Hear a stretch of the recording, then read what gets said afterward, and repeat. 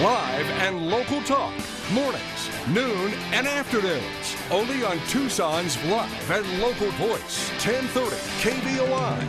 I saw the universe. 7:37 in the morning. Christy Simone, Joe Higgins, Ed Alexander, Jesse Kelly coming up next segment. Let's go right to Fernando Gonzales. Fernando, good morning. Welcome to the Wake Up Tucson show. Oh, thank you very much. Thank you for having me here. I'm having so much fun just listening to you guys. Watching Joe and the Italian Psycho talk about Tucson. Just doesn't. Hey, first of all, Fernando, thank you so much for stepping up and running for office. It's a very difficult task.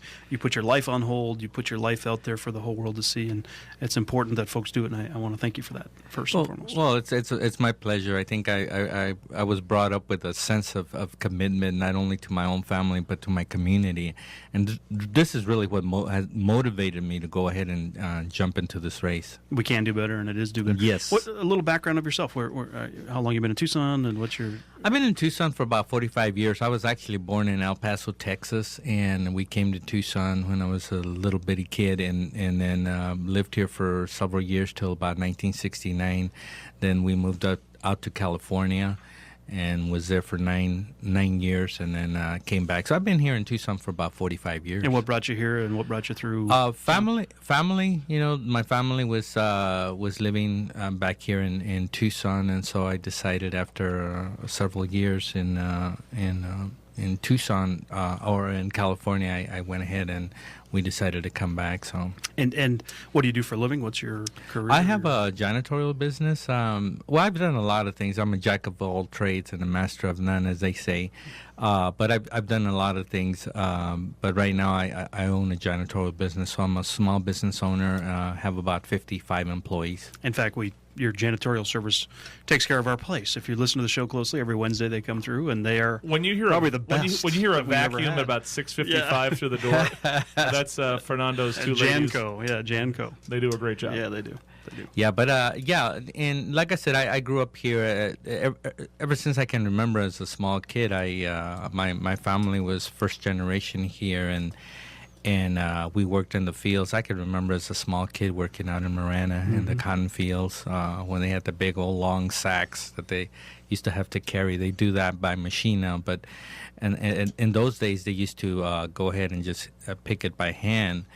And I remember as a little kid just helping my parents, all the kids, there was 8 of us, you know, we would help our parents, and we'd go up the rows there and grab the cotton, make little piles, and then my parents would come behind us and pick it up, and then we jump ahead and do that. So, yeah, it was very hard work. Yeah. So, Fernando, you are running as a Republican against Richard Elias, who's the sitting Board of Supervisor member and a big part of a political machine over there. Why Republican? What was the journey that led you? Well, it's really interesting. You know, when I turned 18, I actually did a couple of things. I registered for the Selective Service. That was during the height of the Vietnam War, and then I registered to vote. And I registered as a Democrat because that's what all Hispanics were doing. Everybody, all the Hispanics were automatically registering as Democrats. And you know, after a few years, as I started seeing my life and the values that my parents had brought me up with, I realized, you know, I have nothing in common with the Democratic Party. And so I went and I went to the elections department and changed my affiliation to you didn't spontaneously combust when that happened. No, man. You know, it's kind of funny because, you know, I had friends. I used to work for the county, and they were surprised, number one, that I wasn't Catholic and that I wasn't a Democrat. So, in fact, one of them kind of like, "Oh, get away from that guy. We don't want lightning to strike us." I'm kind of reading your bio. You've done a lot of work in Mexico with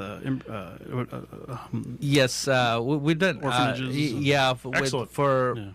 You know, I've been volunteering for over probably 35 years in different areas, but one of the things that's near and dear to my heart is Mexico. We've done a lot of work up there in orphanages. We have. I was recently there about 3 weeks ago. I was at one of the soup kitchens that feeds kids 5 days a week, about 50 to 75 kids. And it's exciting, man. You know, I see that, and I see those children, and I see my own grandkids, and I thank God that I was born in the U.S., man. You know, that I'm proud to be an American, and I thank God that my kids don't have to suffer through that, Real quick question. Well, you're in, this is District what number, first of all? District 5. District 5. Now, what is the actual geographic boundary? So people who are listening, they may not even know where they live. Where are the boundaries of this thing? We're north of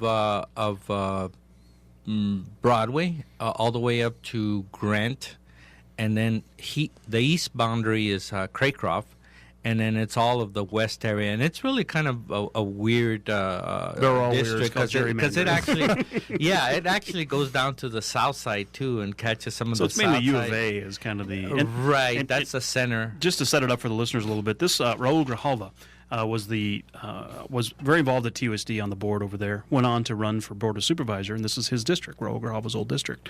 Raul went on to run for Congress, jumped up and won there, and they appointed Richard Elias, who's the person you're challenging. Right. And then Regina Romero, her husband works for Raul Grijalva, so that's how your connection back into the Tucson on that machine.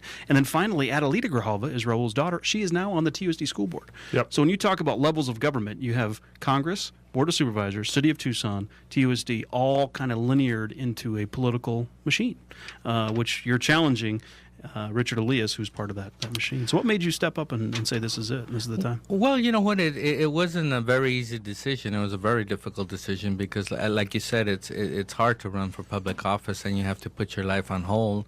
There's events that I can't go to because I'm out there going to some making a living. Making a living.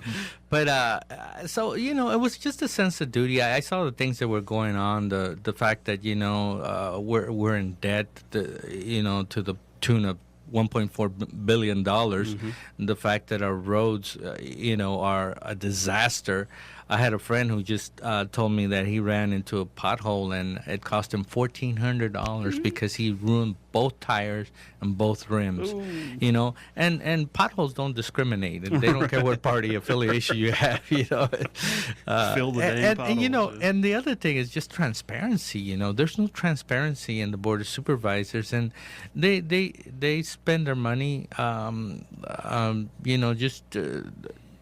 They don't have any regard to the taxpayer at all whatsoever. And so that's one of the things that I'm kind of seeing as I'm going out there knocking on doors and. The taxpayer in this county are sheep to be sheared. Yes. And when they need you. And that's what it comes down to. They don't like the tax. They never liked the tax that ever came up. This is what they do. And again, as a guy who's a small business guy with a lot invested in this town, I give you big props for doing this, man. It's huge. Oh, thank you. It's my pleasure, and thanks for having me. What's a website that folks can catch you on? It's votefernandogonzales.com. So it's www.votefernandogonzales.com, and that also will take you to my Facebook page, and we'll be putting some updates and things. Hey, forget this politics crap. I need your 3 restaurants. What are they? Oh, I like Mini Dito. Okay. You and Bill Clinton like Mini Dito. El Torero. El Torero's a good call. And Los Portales. Wow, I can hit all of those with one grenade. They're so close to each other. They're probably all in his nearest district. Actually, my wife is partial to Italian, so she's Olive Garden. Okay. All right. I'll let that one go. Folks, this is a very important election. We've been chronicling it. All 5 of the Board of Supervisor seats are being challenged. First time in maybe 20 years that's ever happened. And all credible candidates. This is a very important race, so we'll be watching very closely. So I'm sure we'll have you on a lot more through the process. And thank you very much. And, the gentleman before you was talking about, people are just disenchanted, but the way to change things is to vote. Yeah. And this is the only way that we're going to change the regime that's currently in power. So you need to go out and vote. It's definitely vote is the basics, but they got to go help a candidate. They got to write a little extra check. The vote thing's great and I'm there, but you know something? They have got to go that extra step. Whatever the fear is telling you not to do, go do that one extra step. Speaking of voting and changing, we got Jesse Kelly right after the break. It's 7:47 in the a.m. Today is election day, special election day. So you got to get out there. You got to vote. Jesse's going to call in and give a little last appeal and a pitch as to why to vote for him today. And that's an important election as we're watching. The whole country's watching this one. It's starting to pop up on all the different opinion pieces of Gabby Giffords in the exit seat and Ron Barber. So this is a very, very important time in this country's future and in our region's future. Wake up, Tucson. You're on 1030 KVOI.